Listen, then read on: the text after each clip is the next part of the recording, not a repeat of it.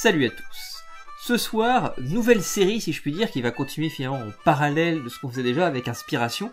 L'idée ici, je me suis dit, ce serait bien de vous montrer aussi des classiques que j'affectionne particulièrement. Alors de fait, ils ne sont pas de moi. Là pour le coup, ce sera un effet de Randy Wakeman sur le thème de la tricherie. Et j'avais envie de vous partager aussi les routines qui ne sont pas personnelles si je puis dire, et qui me paraissent pour moi extrêmement importantes. Donc je vais partir sur celle-ci pour commencer, qui est je pense une des routines que j'ai appris très vite en fait quand j'ai commencé la magie, et qui pour moi était très vite un coup de cœur et que j'ai fait vraiment très longtemps. Je la fais un petit peu moins maintenant, mais pour moi vraiment elle est importante. Alors l'idée est très simple, ça va être d'essayer de retrouver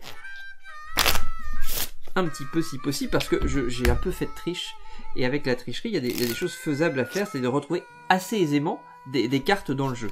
Donc en coupant simplement, tu vois, c'est une affaire de comptage de cartes, on peut logiquement assez bien et assez facilement trouver des cartes intéressantes. Ici par exemple le roi de cœur. Alors, vous allez me dire, elle est intéressante, seule elle n'est pas très intéressante. Ce qui est intéressant, c'est si on continue à chercher, et que normalement, oui, logiquement on peut tomber sur une deuxième carte. Tiens, le roi de trèfle, c'est pas mal, hein, ce qui nous fait 2 rois. Donc comme on est parti comme ça, on pourrait se tenter le carré. Ça peut être bien le carré, hein, ouais. Eh ben on va faire le suivant. Oui, parfait, nickel. 3 rois. Et on est pas mal, on est pas mal. On est sur la dernière. Toujours la plus difficile, hein, parce que c'est la dernière. Donc dernier roi. Ah non. Attends. Bon, on n'aura pas le carré. On n'aura pas le carré. Remarque, c'est de la tricherie, ça. Ce qu'on pourrait faire, c'est de faire un peu de magie, parce que finalement, quand la tricherie marche pas, tu fais un peu de magie et ça passe crème, juste comme ça.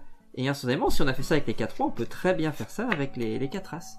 En plus, 4 as, ça compte dans un jeu, ça mine de rien une certaine valeur, même mieux que le carré de roi. Le problème, c'est que si on parle de tricherie, on parle de jeu nécessairement et particulièrement, puisque là on parle de carré de poker. Or, le poker se joue pas avec 4 cartes, mais avec 1, 2, 3, 4 et...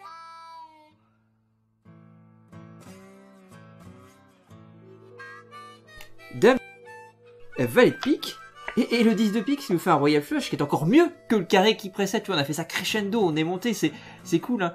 Ouais, parce que j'aime beaucoup ce tour, parce que je vais parler des fois de crescendo, c'est important, et donc ça fait des effets comme ça, et Randy Wakeman, quoi, chef d'œuvre. J'espère que ça vous a plu, des gros bisous, à très bientôt, salut!